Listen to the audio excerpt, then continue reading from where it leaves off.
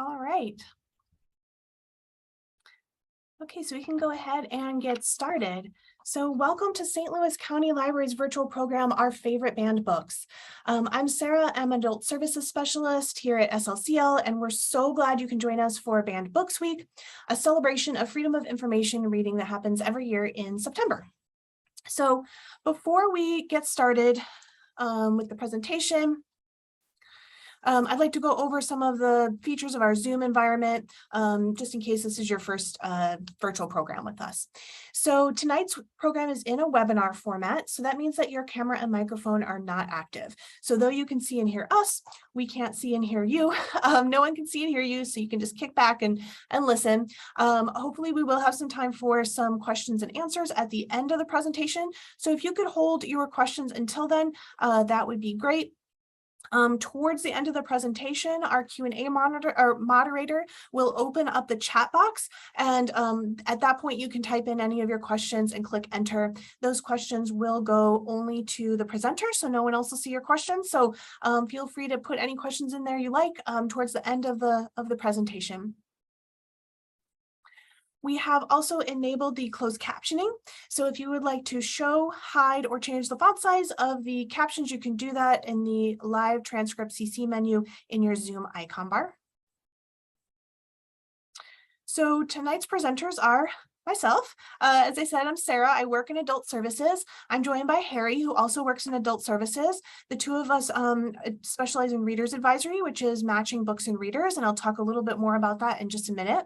And we're also joined by Trista from the Merrimack Valley branch and Yoli from the Lewis and Clark branch. So I'm going to be starting us off with some context about why freedom of information and access to books is so important in libraries. And then we will transition to talking about our staff book picks that have been challenged or banned. Since this is a library program for adults, all of our picks are going to be adult books or teen books that would be of interest to adult readers. And I did send out a handout just earlier this afternoon. So if you did register for this program sometime before like 1-ish this afternoon, you probably got an email from us with a handout, and that so you can follow along at home. You can click on the covers and the resource links in that handout, and it'll take you right to our catalog. Many of our titles are available in both print and e-media formats, so that's great. If you didn't get the handout, no worries. I'm going to attach it to the follow-up email to this program. Okay, so I'm going to go ahead and get started here with our sort of mini presentation about freedom of information in libraries. So in the library field, we have several guiding principles and documents that help us in our work, especially when it comes to decisions around collection development and access and promotion. So meaning like how we buy, catalog, shelf and display, promote, and have programming involving, like books and other resources. And as you all probably know, the library these days is about more than just traditional print books.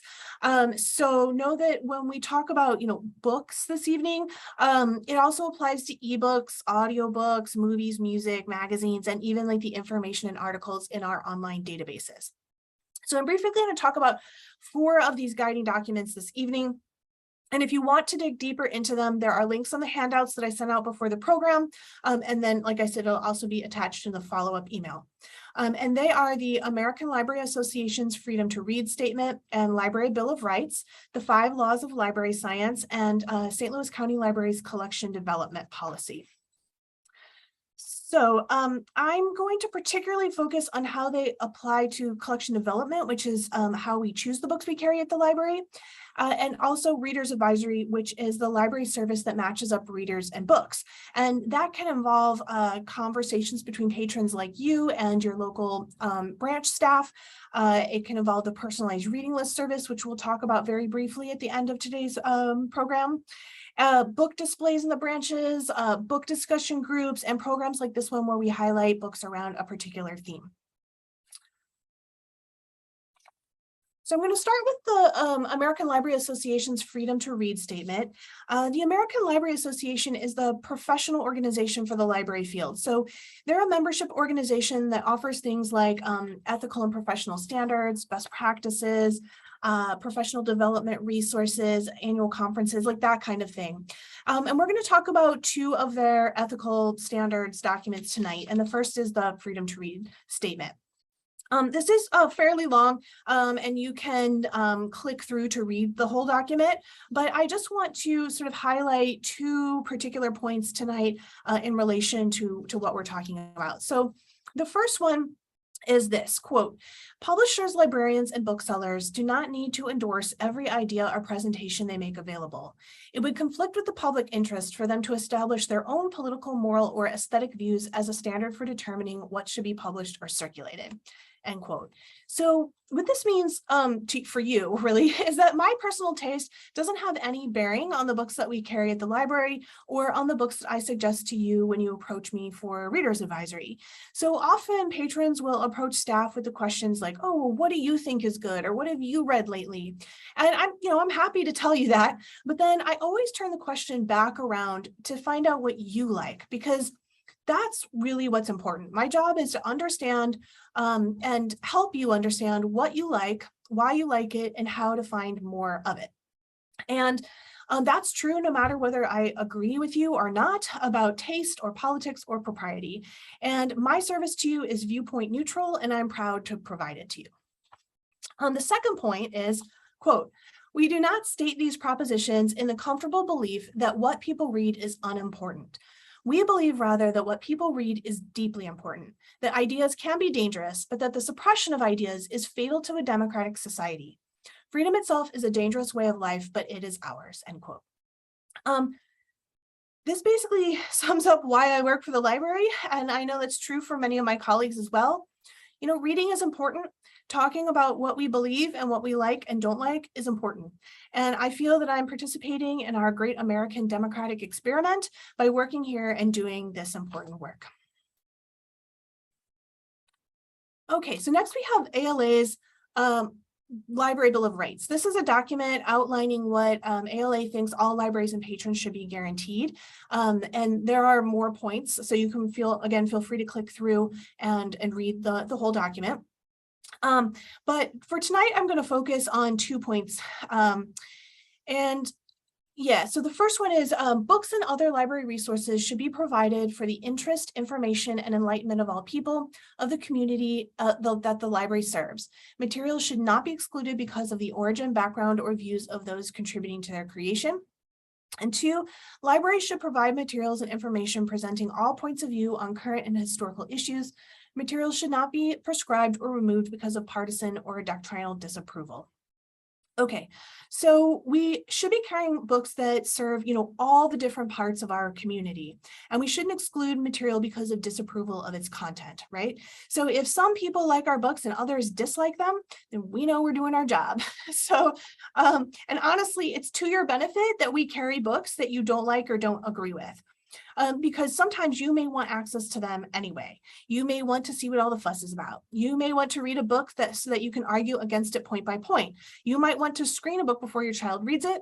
And of course, there's the idea that someone else may disagree with the books that you like. So we want to make sure that we're pleasing sort of all the people that live in St. Louis County. And that means, you can please all the people some of the time, but not all the people all the time, right?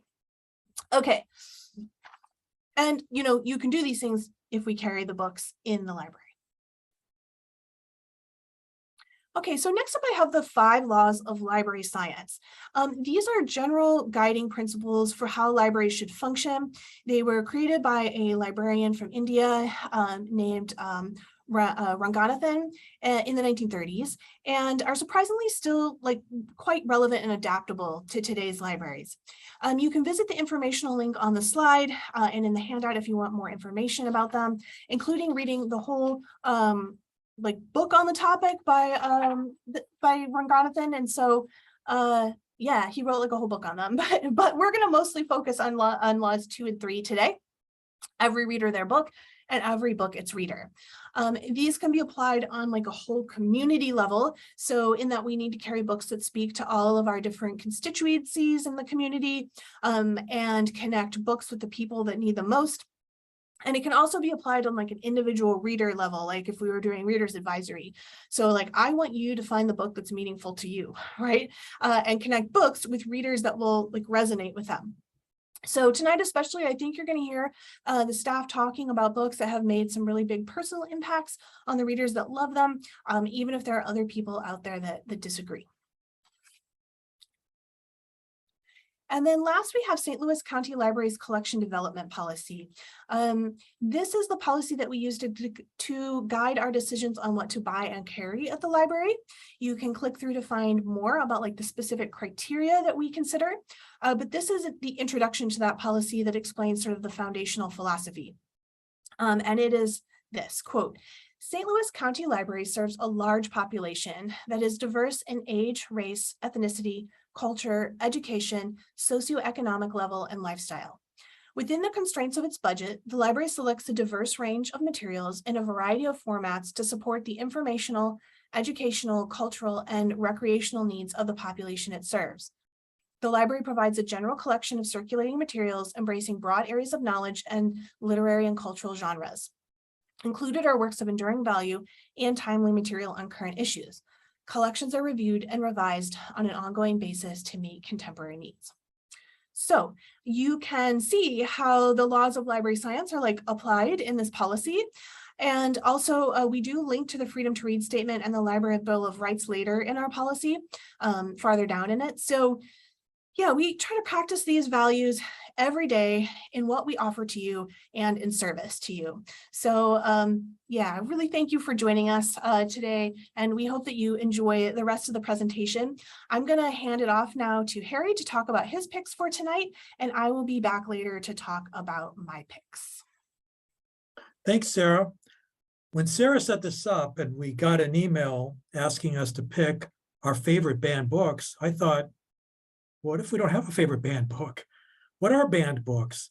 So what I did is I took the 2021 American Library Association top 10 most banned books. So my picks are your favorite banned books. I picked 5 out of the 10 that I thought would cause the most ruckus and that I thought were really representative. But I hadn't read any of them. So I read them all for your benefit. The first one, if you ask any teen about this book, they will know about it because a movie was made of it, The Hate You Give by Angie Thomas. This is number 5 on the 2021 list. Why was it banned? It's profane, violent. You could say that it's anti-police. Let's talk about the plot. Star straddles 2 worlds. Star lives in a poor neighborhood with her father, who has gotten out of prison and is now working a straight job. She has an uncle who's a cop, and she goes to a suburban prep school. She runs into a friend of hers, Khalil, at a party, leaves with him, and police stop the car that they're in and shoot Khalil. Now the question is, was Khalil a gang member? Was he a drug dealer? Was he an innocent victim? It's an honest look at all sides of the issue because the author really doesn't give you an answer. And you could say, well, she has an agenda because if you read the book, Star does present her view of what she thinks happened, but we really don't know what happened to Khalil, and we really don't know what he was doing when the police stopped them. As I said, they made a movie out of it. It's a very well-written book. And by the way, the author went to an evangelical Christian university in Jackson, Mississippi. So I think that she knows whereof she speaks. She grew up in Jackson. Again, I would recommend it. Hadn't read it before. My next book is The Absolutely True Story of a Part-Time Indian. This is number 6 on your most banned list of 2021. Why? It has profanity, sexual references, and use of a derogatory term. Junior lives on an Indian reservation, and he was born with too much water on his brain. He wants a better education, so he transfers to a high school in a neighboring town. Now that high school only has one Native American, and that's the mascot. So this book portrays racism, the poverty endured by Native Americans, and it's a powerful coming of age story. Again, well written. I'd never read it before. I can see why we have this as a book discussion kit, because it brings out a lot of important themes.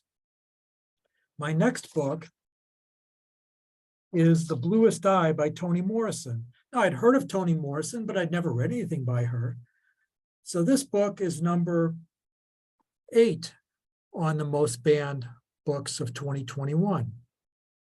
It portrays child sexual abuse and is sexually explicit. Now, when I say sexually explicit, it's mildly sexually explicit, but it is explicit.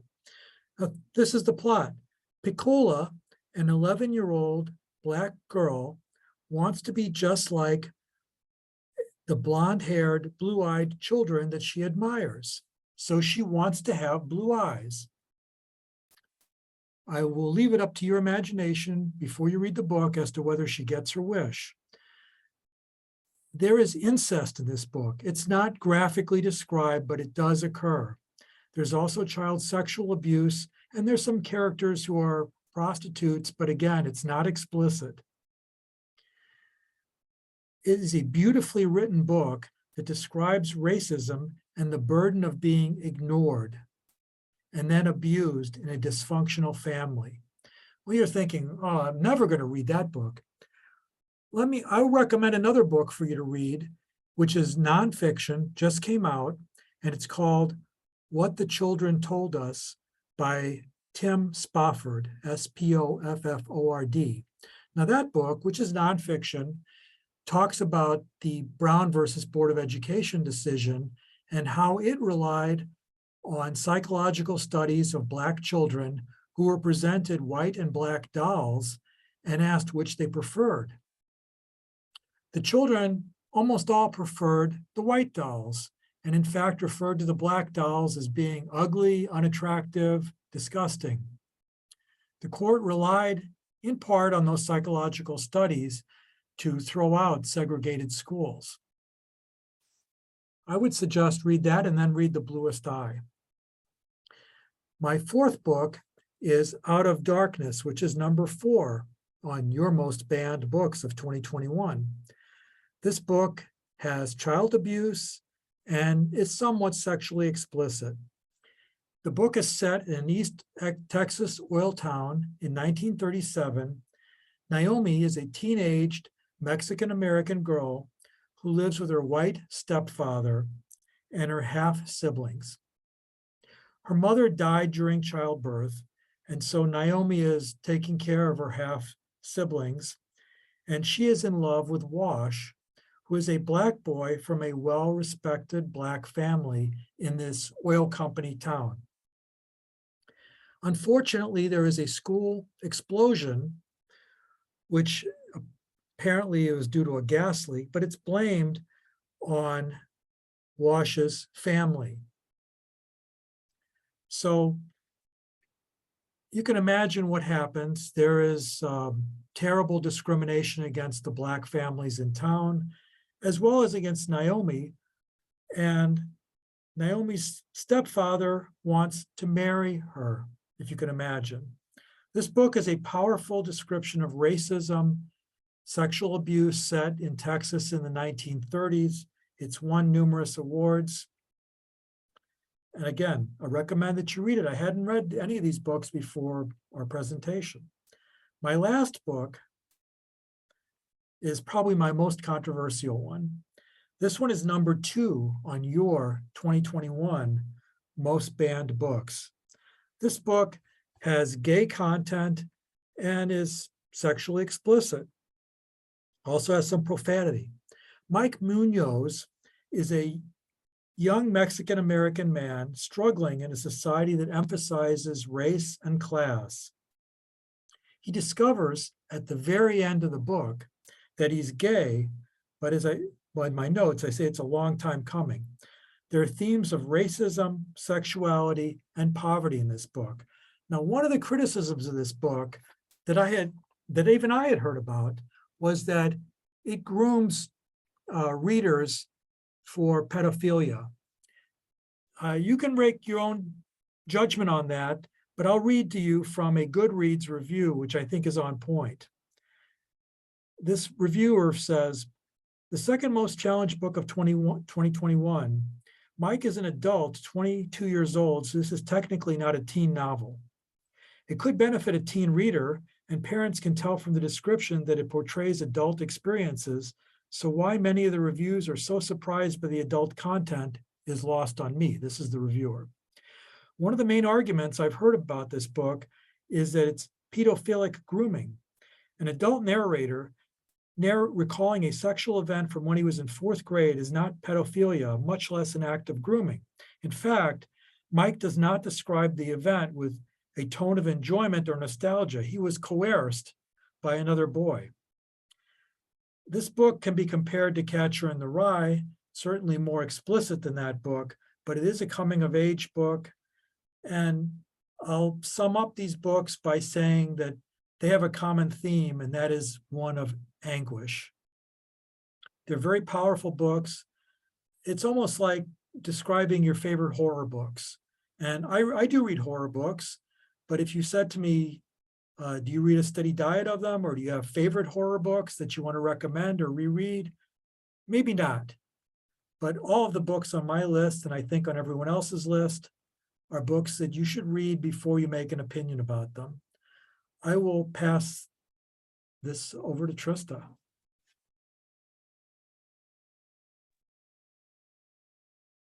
Thank you, Harry. Hi, my name is Trista. My first pick is Beloved by Toni Morrison. This is one of my all-time favorite books. Like The Bluest Eye, which Harry just discussed, Beloved has been challenged and banned repeatedly since its publication in 1987. It appears regularly on the American Library Association's top 100 most banned and challenged books list. Indeed, just last October, Beloved was in the news again because a candidate for governor in Virginia used it as an example of the types of books he would seek to ban due to their explicit content. If you're not familiar with Toni Morrison's works, it's absolutely true that her books are candid about trauma and violence. She does not soften her depictions of how Black people have suffered and struggled to survive under slavery and anti-Black racism in America. Instead, she centers the stories that so often get elided from our historical narratives. Her novels are difficult and even painful to read at times, but they also have a grace and beauty that's unparalleled by anything else that I've read. I remember reading the section in this novel about the middle passage for the first time and being stunned that none of my history classes had ever made the horror of slave ships crossing the Atlantic as real to me as Toni Morrison's brief fictional account of them did. Beloved reveals the power of literature to communicate dark and difficult truths. It asks us to bear witness to the dark side of American history, and it serves as a vital testament to Black lives and experiences which have so often been silenced. My second pick is In the Dream House by Carmen Maria Machado. This book is a memoir about the author's difficult relationship with an abusive ex-girlfriend and what it took to extricate herself from that situation. The book is innovative in its style and form, creatively using the tropes of Gothic novels, coming-of-age stories, and more, but it is most profoundly groundbreaking in its frank discussion of domestic violence within a queer relationship. Carmen Maria Machado recognizes that LGBTQIA writers have historically cast queer relationships in a positive light in the hopes of winning recognition and approval from others. Yet here, she lays bare her own psychological and emotional scars to call that rosy narrative into question. In doing so, she shows that problematic power dynamics can exist in any kind of relationship. She did not see her own story reflected in the memoirs or autobiographies she read, so she spoke her truth into that silence. Many readers have felt relief and validation thanks to her confessions. Readers confide to Machado that they felt seen for the first time when reading In the Dream House, and that her book helped them gain the perspective and confidence they needed to end unhealthy relationships in their own lives. Yet, last year in Leander, Texas, parents pushed to have In the Dream House banned from high school students' book club reading lists due to its sexually explicit content. What that campaign misses, I think, is that Machado's memoir is powerfully affirming for survivors of intimate partner violence. The lesson it communicates is that no one deserves to be treated badly in their close relationships. And conversely, that a person's charm does not grant them the permission to do harm. Exposure to this type of narrative can help readers build empathy for those who suffer abuse, and it can empower those who are vulnerable to charismatic but toxic partners. I think Machado is right when she says that preventing somebody from reading In the Dream House could, and this is a direct quote from her, it could rob them of ways to understand the world they'll encounter, or even the lives they're already living. You can't recognize what you've never been taught to see. You can't put language to something for which you've been given no language, end quote. This is exactly the value of literature and difficult books like these. They put words to what has previously been unspeakable. And this helps us better understand the lives we live. My third pick is The Handmaid's Tale by Margaret Atwood. Like Toni Morrison's books, The Handmaid's Tale has been subject to multiple challenges and bannings since its publication in 1985. Within the past year alone, it has been banned from schools in Florida, Georgia, Idaho, Kansas, Michigan, and Texas. And the graphic novel adaptation was recently removed from libraries here in our area at Melville and Rockwood school districts. Local censorship of the Handmaid's Tale graphic novel adaptation has been in reaction to Missouri Senate Bill 775. This law went into effect in August and bans explicit sexual material from schools. Interestingly, it includes an exception for works that have serious artistic significance. That exception intrigues and troubles me because it does not specify who gets to determine what works have artistic significance. Historically, people of color, women, and LGBTQIA folks have not been granted the privilege of making that sort of decision. And yet, books like The Handmaid's Tale and Beloved have withstood the test of time thanks to their readers. These books are considered modern classics, and rightfully so. If we were to have a debate about whether The Handmaid's Tale has artistic significance, I think it's an easy win to say that it does. Its ongoing relevance in our culture, nearly 40 years since it was first published, illustrates that point. Margaret Atwood's dystopian novel calls out misogyny in ways that have continued to resonate through the Me Too movement and today's post-Roe context. Indeed, The Handmaid's Tale returned to bestseller lists in the wake of the Supreme Court's decision to overturn Roe v. Wade. The story of Offred, whose society limits her role to forced childbearing and nothing else, continues to raise important questions about reproductive justice and the rights of women today. My fourth pick is Fun Home by Alison Bechdel, which is a memoir in graphic novel form. Graphic novels have been subject to additional scrutiny due to the fact that they contain actual visual images. This makes them easier targets for those who object to books on the grounds of obscenity, especially if the graphic novel includes any depictions of nudity or violence. In Fun Home, Alison Bechdel tells a story of her relationship with her father, a closeted gay man, and the impact that had on her own identity as a lesbian. To relay her experiences as honestly as possible, Bechdel depicts nudity in the course of the memoir. Consequently, Fun Home has been labeled pornography by some. Like the graphic novel adaptation of The Handmaid's Tale, Fun Home has been censored locally. It is one of 5 books banned by the Parkway School District in response to that new Missouri law. When I was doing some research for this presentation, I was surprised to find that Fun Home has been challenged not only at high schools and public libraries, but also at universities. Challenges occurred in 2008 at the University of Utah, in 2014 against the College of Charleston in South Carolina, and in 2015 at Crafton Hills College in California. However, Fun Home is canonical. It's essential to understanding the literary history of memoirs and graphic novels.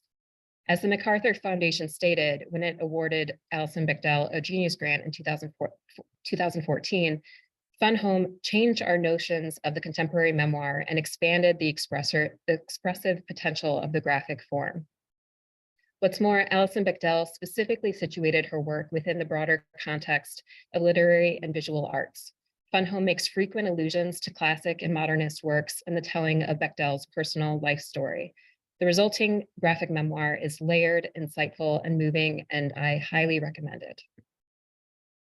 My fifth and final pick for tonight is the 1619 Project, which was created by Nicole Hannah-Jones for the New York Times Magazine and expanded into book form last year. This book is a collection of essays interspersed with poems that sheds light on the origins and repercussions of slavery in America. Nicole Hannah-Jones asks readers to reconsider American history through the experiences and treatment of Black people since they were first brought to these shores as enslaved people in 1619.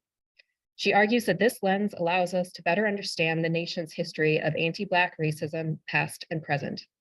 By centering Black experiences, the 1619 Project challenges traditional patriotic narratives about the white male founders of the United States. It draws attention to the irony that a nation founded on ideals of freedom and self-determination has, in its laws, cultural norms, and societal expectations, so often withheld rights and opportunities from Black Americans. Not everyone has responded positively to this book's push to question how American history has been told. The 1619 Project, along with many other nonfiction works pertaining to slavery, racism, and Black experiences, have been targeted for removal from classrooms and libraries across the US. Already this year, multiple bills have been introduced in the Missouri State Legislature with the intention of prohibiting public schools from teaching anything from the 1619 Project. Fortunately, most of these bills have failed, but the fight against censorship is ongoing. Right now, a bill is pending in the Missouri State Senate that would severely restrict educators in public K-12 schools from teaching topics related to race, gender, and sexuality. Although the 1619 Project is not named specifically in the current bill, its wording suggests that the book would be targeted if the bill is passed into law. Yet I think we need more awareness of the hidden histories of our country, not less. Books like the 1619 Project introduce readers to facts and events that have traditionally been left out of our history books and classrooms. They encourage us to ask questions about what we have been taught and what we might assume to be true. They help us understand that the dominant narrative of American history has been incomplete, selective, and sometimes deliberately misleading. The 1619 Project and all of the Banned and Challenges books we're talking about tonight stimulate critical thinking and self-reflection, which might at times be uncomfortable, but is absolutely necessary if we are to grow as individuals and build empathy and understanding in our communities. Thank you for listening, and now I will hand the presentation over to Yoli.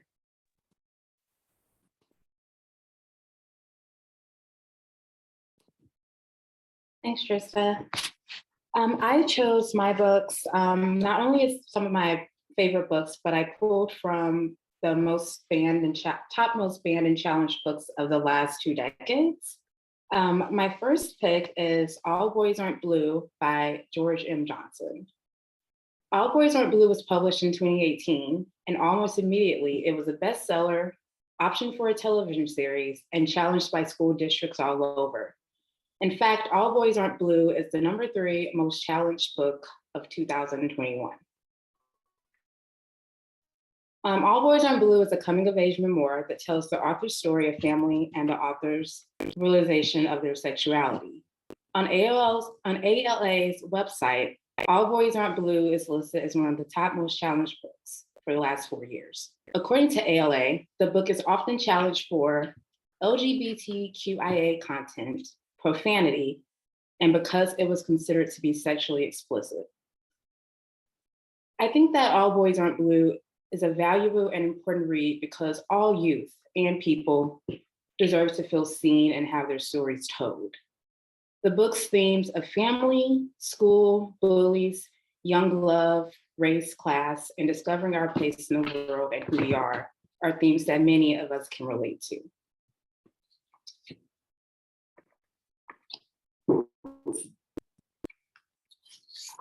My next pick is Speak by Laurie Haas Anderson.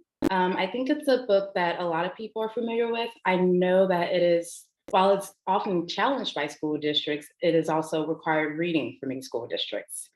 Although the book was first published over 2 decades ago, it is the #4 most challenged book of 2020. So I also talk about the awakening, but so I just kind of mentioned that a bit, but this this novel resonated with me immediately. Perhaps it's because, like the novel's main character, Melinda, I was also in high school when I first read it. Speak deals with themes of sexual assault, trauma, and the fallout of being blamed when something unspeakable happens to you. In fact, Melinda is so traumatized by what happened to her and the ensuing mistreatment by her peers that she is unable to speak about it for most of the novel. I found this particularly interesting because one of the reasons that Speak was challenged in 2021, according to Marshall University's website, is because it was thought to contain a political viewpoint, and it was claimed to be biased against male students and for the novel's inclusion of rape and profanity. The book was challenged, but not removed in 2012 by a school district in Missouri because of complaints that it is soft pornography, glorifies drinking, cursing, and premarital sex, and teaches principles contrary to the Bible. For me, when I read Speak, and I also reread it for this panel, Speak is a story of what trauma does to someone and finding your voice and words after being made to feel like it was taken from you and it is your fault. I find it interesting that a book that challenges and also gives a voice to people who have been sexually assaulted and made to feel like they don't have any agency would be considered soft pornography or glorifying sexual content. I think that the book is an invaluable source for teens and adults alike, but because we can all stand to learn how to be better allies to those around us.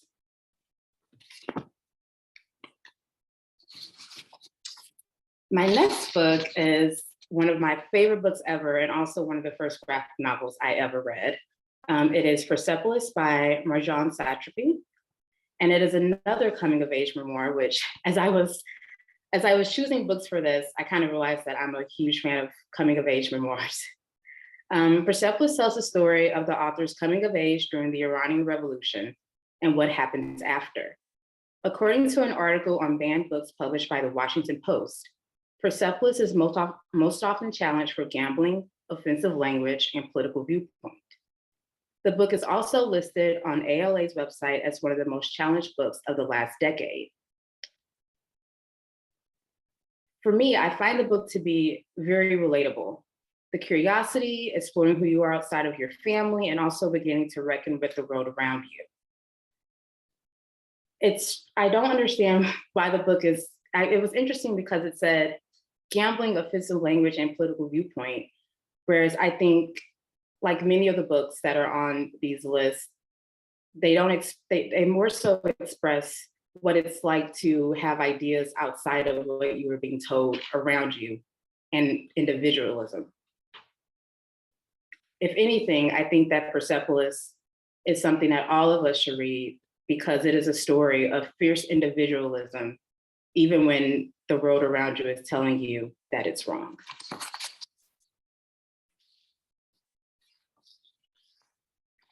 Next up is another graphic novel, Saga by Brian K. Vaughan, and the artist is Fiona Staples. Saga is a sweeping world-building space opera in graphic novel format that features a tale as old as time. Forbidden love and the fight for survival while the lovebirds' families are engaged in a years-long war with one another. And they are also being hunted for their love. Saga is featured on the AL's website as one of its top banned books of 2014 for being anti-family, offensive language, nudity, sexually explicit, and unsuited for age group. A side note here, which is also something that Trista kind of touched on, Saga is an adult graphic novel, and although it's written in comic form, it is not meant for children or teens. Saga is so unlike many other things I've read before, and the artwork stands alone as amazing. The artwork is also one of the reasons that the graphic novel is also challenged. Saga introduces an eclectic cast of characters and creates a world that is hard to forget. And while the graphic novel is often challenged for being anti-family, the graphic novel's overall theme is that you choose your family, and that family is what matters more than anything. The book is about doing what's right and fighting for what you love, even when you are often challenged not to. My final book is The Awakening by Kate Chopin, which is a book I intentionally chose because I first read it in high school and I really disliked it. Something I did this year was I challenged myself to go back and read books that I read over a decade ago and see how I felt about them. And while I didn't remember a lot about The Awakening, I just remember that I found it to be very boring and tedious. The Awakening is often challenged because of its themes considered scandalous for its time and by some today. According to an article, the book was criticized for being immoral and scandalous. After this novel was met with scathing reviews, Chopin never wrote another novel. The Awakening was challenged in 2006 for what board members at a school district consider as controversial excerpts. The Awakening is valuable read and timeless because it's told in a beautiful prose and documents what it's like to break down when women are not allowed to live for themselves. I rereading The Awakening as an adult and with more insight, I found it so interesting that a novel that was published in 1899 is still so relevant today, and that while the language might have changed and how we react to things have changed, women are often still ostracized when they make their own choices and go against what they are told to do or believe in. And women's choices are also challenged, and they are often told that they don't know what's right for themselves. And that's why I think that The Awakening to this day is still regularly challenged every year. Thank you. I'm going to pass it over to Sarah now. Awesome, thanks, Yoli. Okay, so yeah, I'm actually going to start off with a classic too. So my first pick is Their Eyes Are Watching God by Zora Neale Hurston. This is a feminist African-American classic. The novel is told from the perspective of Janie Crawford as we follow her through 3 marriages, the first of which was forced by her father when she was just 16, and the last of which scandalizes her community, but still allows her to follow her heart. So because of her smarts, beauty, and light skin color, she is often used by the men in her life as a trophy or a tool to increase their social standing. She also often clashes with the conventions and expectations in her small town. Through all her challenges, though, including a heart-wrenching choice that she has to make and a dramatic murder trial, she never stops reaching for the life she wants or compromises who she is. Interestingly, when this book was first published in 1937 during the Harlem Renaissance, it was mostly criticized by other African-American authors and critics for going against the trend of racial uplift that was popular at the time and focusing on the realities of rural life with all of its positives and negatives. It faded into obscurity for a long time until it was revived by Alice Walker, who is the author of The Color Purple. And then it started to be read in many high school and college classrooms. I read this first in college. It survived a 1997 challenge to be removed from the curriculum at Stonewall Jackson High in Brentsville, Virginia. And although the challenge is somewhat correct in the fact that it does have strong language and some sexual content, I think its portrayal of the first real all-Black self-governing town of Eatonville, Florida, and of the historical struggles of African-American women, it makes it an important and compelling read that really brings that history to life. Also, Janie is just a really great character for all of the good and bad decisions she makes. And I think that she will resonate with many contemporary women, especially if you still struggle against following the expectations of your community. Okay, so my next pick is The Perks of Being a Wallflower by Stephen Chbosky. This novel is set in the early 90s, and it follows 15-year-old Charlie through his freshman year in a suburban high school. The story is told through letters that Charlie writes to a dear friend who never writes him back. So it's in essence a diary of sorts. He is smart, sensitive, and shy, but his world breaks open when he's befriended by 2 seniors, Patrick and Sam, who introduce him to parties with some drug and alcohol experimentation, and also indie pop culture like the Rocky Horror Picture Show. Charlie develops a crush on Sam, gets his first girlfriend who is not Sam, which sort of is complicated, helps his sister through a really difficult relationship and its consequences, and struggles with his own mental health. There are some really difficult themes in this book, including rape and abuse, drug problems, abortion, and struggles to be accepted as LGBTQ. I actually read this book first as an adult, and it was like extremely nostalgic for me because I was also a high school student in the early 90s.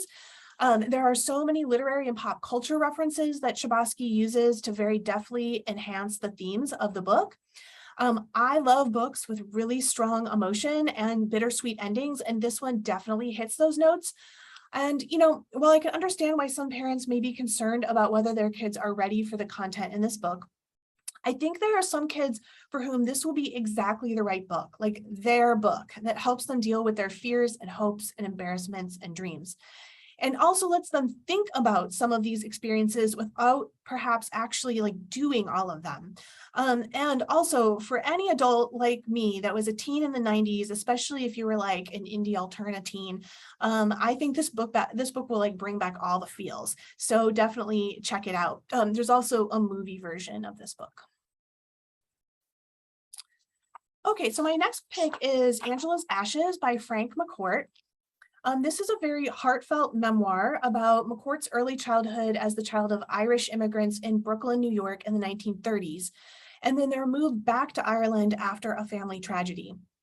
When I first read this book, I was like shocked by the extreme poverty and living conditions in early 20th century America.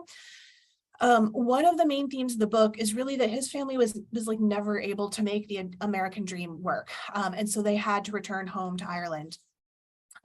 However, Mccourt like always felt sort of between cultures since he was born here in the United States. And he always felt like he was sort of too Irish for America and too American for Ireland, When I first heard that this memoir in 2020 had been on the list of 14 books that the groups It's Your Tea Party and Florida Citizens Alliance alleged were obscene under Florida law and should be removed from school libraries, I was pretty surprised. There doesn't seem to be a list of characteristics for each book on the list that I could find, just sort of a general claim that they all involve racial slurs, provocative content that makes them obscene and or pornographic.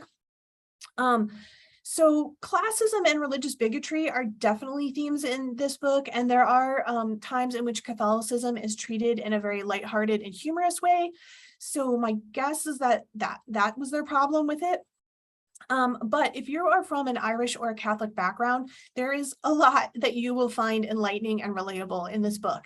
Some very funny scenes. And this book is another one with really big emotions that will have you crying and laughing and cheering along with Mccourt.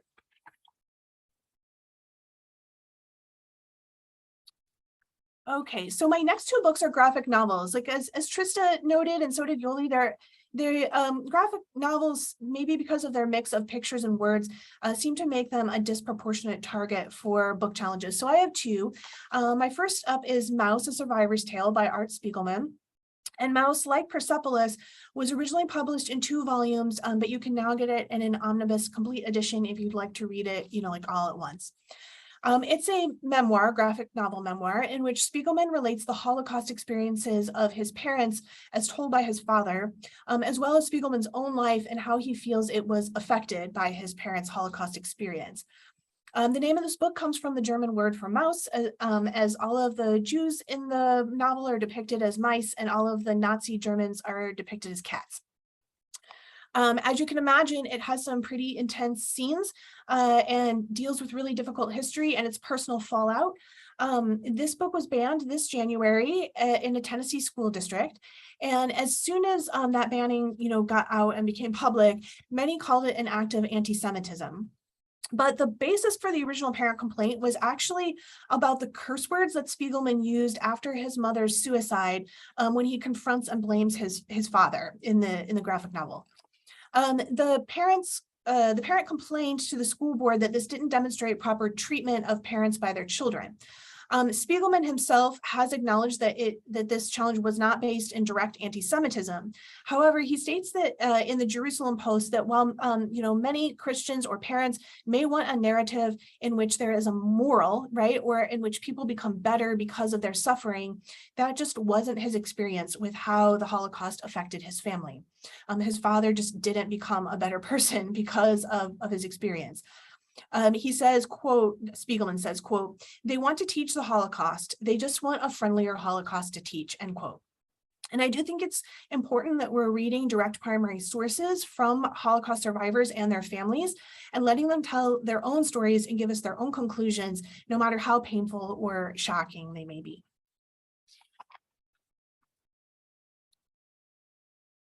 Okay, and my last pick of the evening is Genderqueer by Maya Kobabe. And I have kind of a long explanation for this one, so bear with me.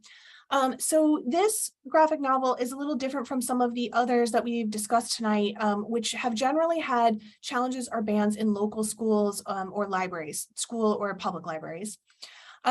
This one's a little different in that a pair of Virginia state politicians filed a state obscenity petition against Genderqueer, along with another novel, a fantasy novel by the author Sarah J. Maas, claiming that they should be deemed obscene for minors and illegal to sell or distribute to minors.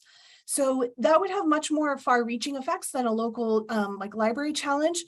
If it did win in court, that would mean it wouldn't be for sale anywhere, sale or lending anywhere in Virginia.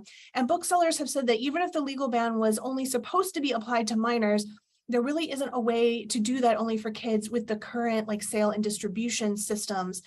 So bookstores would likely have to pull it completely out of fear of accidental sales that led to criminal prosecution.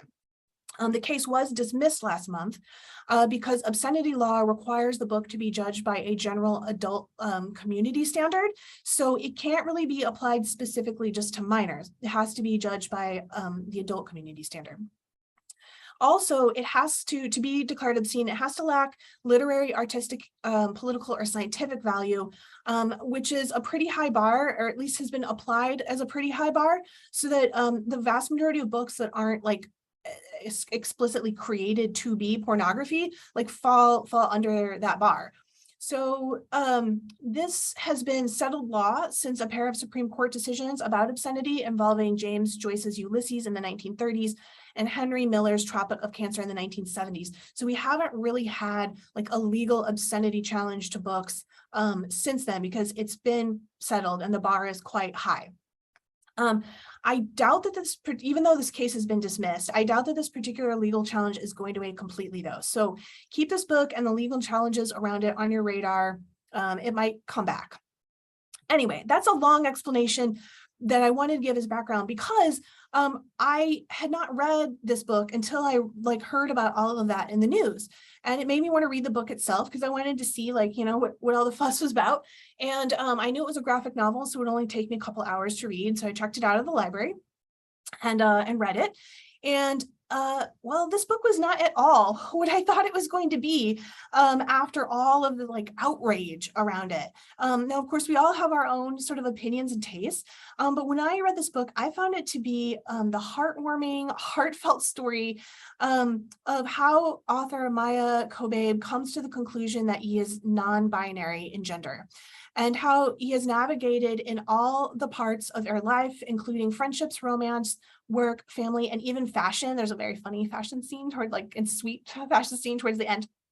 Maya is a big reader, so there are many references to literary books in the graphic novel. And if you're a reader too, you'll probably find yourself nodding on your head and relating to some of the reader behaviors Maya talks about in the book.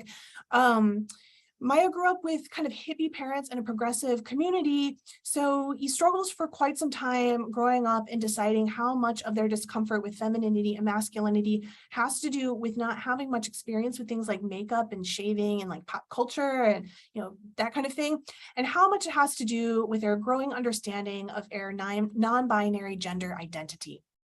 And There is some depiction of nudity and sex in the book. However, as you can tell sort of from the cover, which is similar to the artistic style inside, it is more on the cartoony end of the spectrum. So I wouldn't say it's like super explicit because of that cartoon styling. But I will say that there is definitely very frank discussion of gender and sexuality in the book, but that is actually its strength.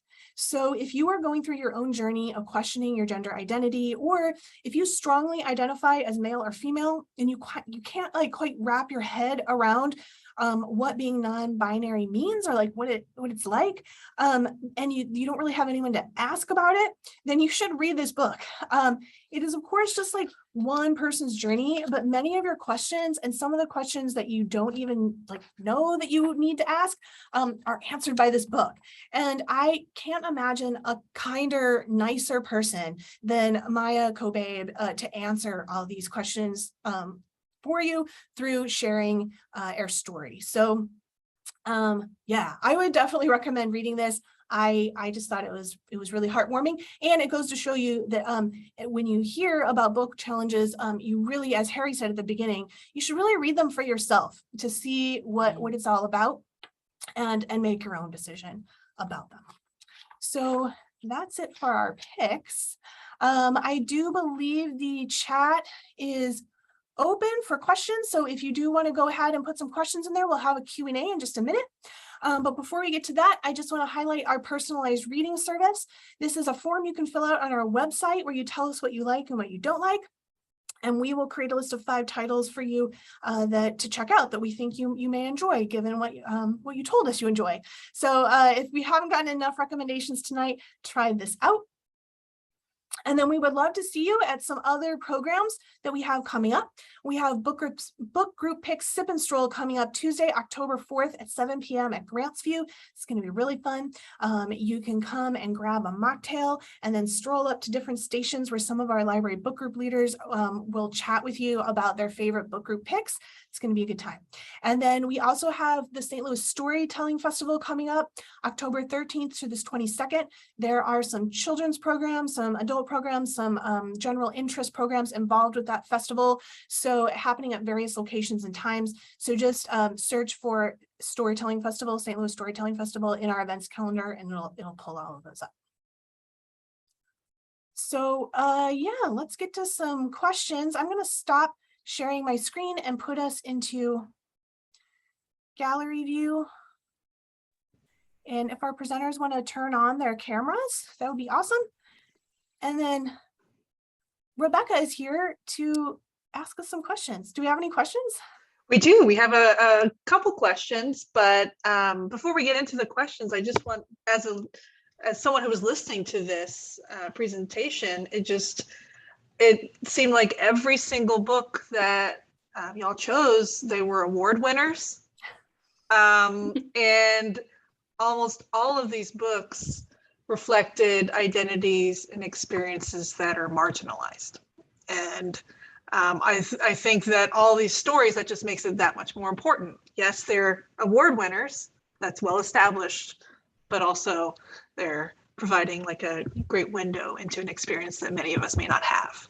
So yeah, I just enjoyed hearing more about that. We are getting some good thank yous, of course, in the chat box. And then I think there's someone that's wanting to know a little bit more about the process for challenging books, and then like how that may work, and also if you want to potentially like unban a book or make sure that the library has it in our collection. So can you speak to just a little bit about what's the process for when a book is challenged here at our library, and then if you want to see a book on the shelf, what does that look like? Yeah, I can talk about that. So we do have a process for it. That's you can pick up a materials reconsideration form at your local branch and fill it out and submit it there. There is a committee here that looks over all of those, and then they actually the committee reads or listens or watches, depending on what the material is, then and considers the challenge, and they look at reviews and they compare it to our collection development policy, which, like I said, has these different criteria, and then make a recommendation for whether it should stay in the collection. And if you want to see something in the collection, and I would say my understanding is this doesn't happen terribly often, the materials reconsideration. However, if you want to see something in the collection, that happens all the time. We have a form on our website called Suggest a Purchase. Our collection development, as you saw, we have a very big emphasis on choosing books that our community wants. So our collection development specialists really rely on these suggested purchases. I mean, they buy tons of books, but if you suggest a purchase and it fits within our collection development policy and our budget, they're probably going to buy it. I fill out this form all the time, and I would say they buy it maybe 75% of the time or something like that. So that's how you get something in the collection here at the library. My understanding is that school districts, many school districts have sort of a similar policy. There's often a committee that reads in the book and then makes a recommendation, but there it goes to the board, like a school board, and so it's a bit more of a complex process. So I can't speak too much to school libraries, but that's how it works here. Thank you, Sarah. Thank you. Harry, if you wouldn't mind, can you repeat all of your titles that you suggested in this? We did get a question regarding someone didn't get down a title, and we'll mention once again that everyone will get a follow-up email that'll have the handout with all the titles. But just since they're here. Rebecca, I read the question, and it was asking about the nonfiction book that I had mentioned, which I did put in the chat back to that questioner. It was What the Children Told Us by Tim Spofford, Spofford. And it's a book about the psychological tests that were given using black and white dolls on children. And that was used by the Supreme Court in the Brown versus Board of Education case. Thank you, Harry. Thank you. Another question came in regarding the approach to potentially banning or challenging a book. And this watcher mentions that it seems that most challenges focus on books that young adults or kids would read. Essentially, are there bans out there or challenges out there where you're trying to ban books to prevent other adults from being able to read them? And I assume the process is similar, but just not as many of them.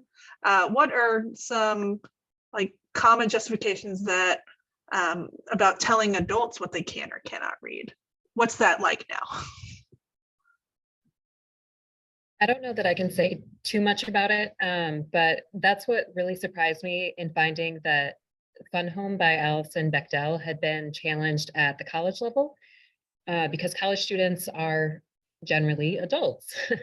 And so it really struck me that that was a context in which adults were being told, or there were adults saying that this is not material that should be read by other adults. And I can't really speak to what the justifications of that would be, because I am a true believer in what Sarah talked about at the start of this presentation, the importance of intellectual freedom and freedom to read, especially as an adult. You should have options to you. And there's so many contexts in which there are restrictions. I'm thinking about books that are available to people who are incarcerated.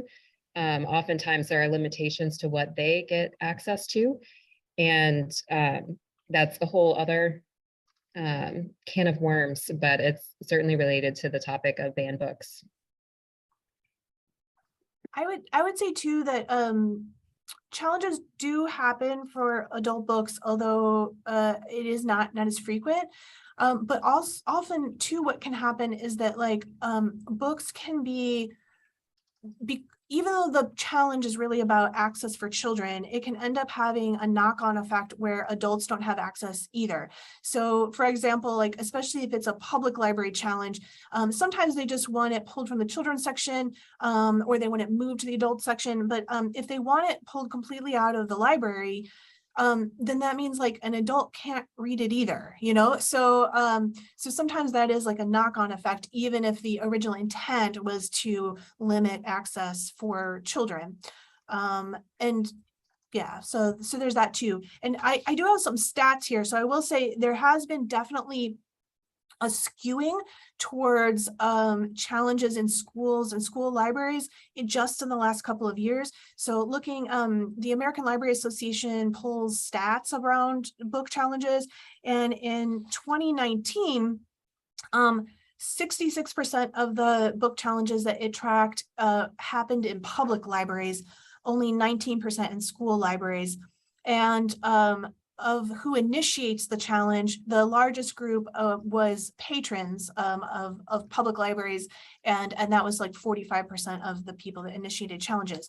Whereas in 2021, which is like the last complete year that they have stats for, it had like swapped. So 44% of the challenges are taking place in school libraries, 37% in public libraries. And then of the challenges, like who initiates the challenges, 39% of them, which was like the largest group, was coming from parents, and only 24% from library patrons. So it definitely, like, because of the news, it feels as if like this is all happening around children's material and in mostly children's school libraries, but that hasn't always historically been the case. That's just like kind of the current trend that we're hearing a lot in the news. Thank you. Thank you. We're getting some great comments from folks who've enjoyed reading a lot of these books that y'all have mentioned, like Angela's Ashes. And then we're hearing from, let's see, Genderqueer. One of our attendees is an older woman who just wanted to understand more about kids who are exploring their sexuality. And they particularly enjoyed it. In fact, they said, I think everyone should read this book. So me too. Yeah, wonderful. And then there is a question here. So if you just want to be honest here, one person asked, do people just steal the books from the library to prevent other folks from reading them? Yeah, occasionally. Yeah, I mean, I would say it does happen sometimes. I mean, luckily, if it's still in print, like we can always buy more, but not every library can. Many libraries are strapped for cash, or the book may be out of print. So yes, please, libraries are a community resource. You have to keep the books there for everyone, even if you don't like them. Wonderful. So yeah, we're getting some great comments from folks here in the chat box. Thank you all so much for sharing this like really meaningful program with all of us. I'll let you close it out, Sarah. We're good on the questions? I think so. Okay, yeah. Cool. Well, thank you so much for everyone for coming tonight. We hope that this was, it sounds like from the chat, that this was a really great program and informative for you. We always love sharing books with you. We hope we will see you in person at our book groups, at the book group Pick, Sip and Stroll, and at the St. Louis Storytelling Festival. I want to thank especially Trista and Yoli for joining us tonight and taking their time out of their normal branch duties to present with us. And thanks again for Rebecca and Harry for staying late. And we hope to see all of you again soon. I will be sending out the follow-up email as soon as the recording is ready to be posted on YouTube, which usually happens within 1 to 3 business days. So everyone have a lovely evening, and we will see you again soon. Bye.